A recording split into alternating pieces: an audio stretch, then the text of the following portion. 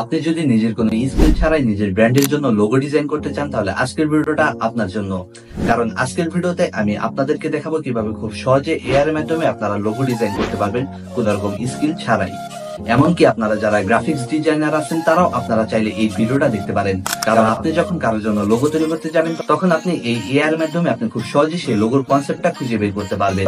তো যারা লোগো তৈরি করতে পারেন না তাদের জন্য আজকের ভিডিও, তো আর যারা লোগো তৈরি করতে পারেন তাদের জন্য আজকের ভিডিও। সো জানতে চাইলে আপনাকে পুরো ভিডিওটি দেখতে হবে। আমি শাফিন আছি আপনাদের সাথে। সো চলুন শুরু করা যাক আজকের ভিডিও। তো গাইস, এই কাজটি করার জন্য আপনাকে প্রথমে চলে যেতে হবে আপনার ব্রাউজারে। তো ব্রাউজারে চলে আসার পর আপনার এখানে লুকা লিখে সার্চ করবেন। তো লুকা লিখে সার্চ করার পর আপনার একটু নিচের দিকে চলে আসবেন। নিচের দিকে চলে আসার পর আপনারা এরকম একটা সাইট দেখতে পাবেন। আপনাদের ক্ষেত্রে ফার্স্টের দিকে এই সাইটটা শো করতে পারে। তো আপনারা সিম্পলি এই সাইটে চলে যাবেন। এই সাইটে চলে আসার পর আপনারা এরকম একটা ইন্টারফেস দেখতে পাবেন। তো এখানে আপনারা আপনাদের চ্যানেলের নাম বা আপনাদের যে নাম দিয়ে লোগো বানাতে যাচ্ছেন তো সেই নামটা আপনারা এখানে বসিয়ে দিবেন।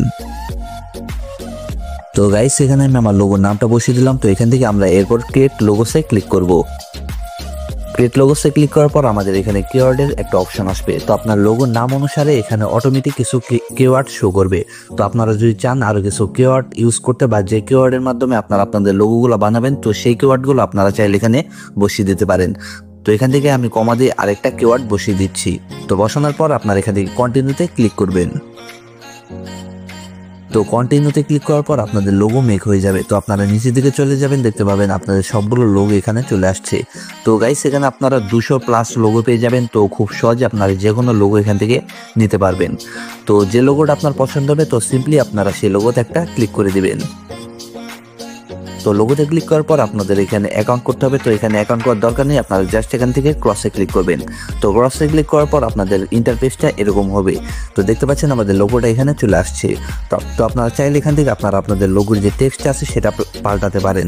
তো দেখতে পাচ্ছেন টেক্সটের উপর ক্লিক করার পর আমাদের লোগোটার যে ফন্টটা চেঞ্জ করার অপশন আছে তো আমরা চাইলে এখান থেকে ফন্ট চেঞ্জ করতে পারি লোগো।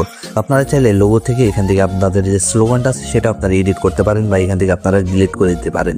তো এখান থেকে আমি ডিলিটে ক্লিক করে স্লোগানটা ডিলিট করে দিলাম। এছাড়া আপনারা চাইলে লোগোর যে লেআউটগুলো আছে তো সেই লেআউটগুলো আপনারা এখান থেকে চেঞ্জ করতে পারেন। আবার এখান থেকে আপনারা লোগোর ব্যাকগ্রাউন্ড চেঞ্জ করতে পারেন। তাছাড়া আপনারা এই লোগোর যে মেন যে পার্ট আছে এখানেও আপনারা কালার নিয়ে কাজ করতে পারেন। এছাড়া এখান থেকে আপনারা শেপ নিয়েও কাজ করতে পারেন। তো এগুলো আপনারা নিজেরাই করে নিতে পারবেন। ধরেন এখানে আমাদের লোগো এডিট করার কাজ শেষ হয়ে গেল।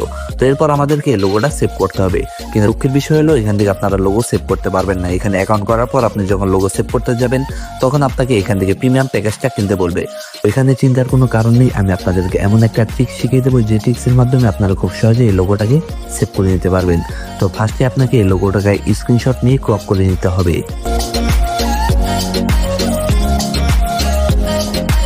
লোগোটাকে ক্রপ করার পর আপনারা আপনাদের ব্রাউজারে নতুন একটা ট্যাব নেবেন। তো ট্যাব নেওয়ার পর আপনার সার্চ অপশনে গিয়ে আপনারা ইমেজ আপ স্কেলার লিখে সার্চ করবেন। লিখে সার্চ করার পর আপনাদের ফার্স্টে একটা সাইট চলে আসবে। তো এই সাইটে একটা ক্লিক করবেন। এখানে ক্লিক করার পর আপনারা চুজ ইমেজে ক্লিক করে আপনারা এখান থেকে আপনাদের লোগোটা সিলেক্ট করে দিবেন।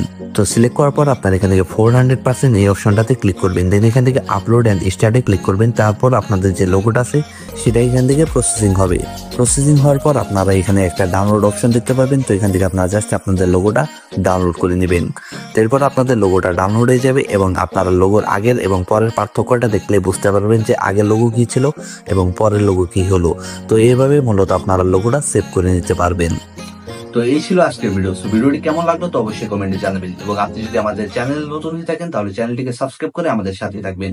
দেখা হচ্ছে আগামী আরো একটা নিত্য নতুন ভিডিও নিয়ে। ততক্ষণ পর্যন্ত সকলে খুব ভালো থাকবেন, সুস্থ থাকবেন। ধন্যবাদ।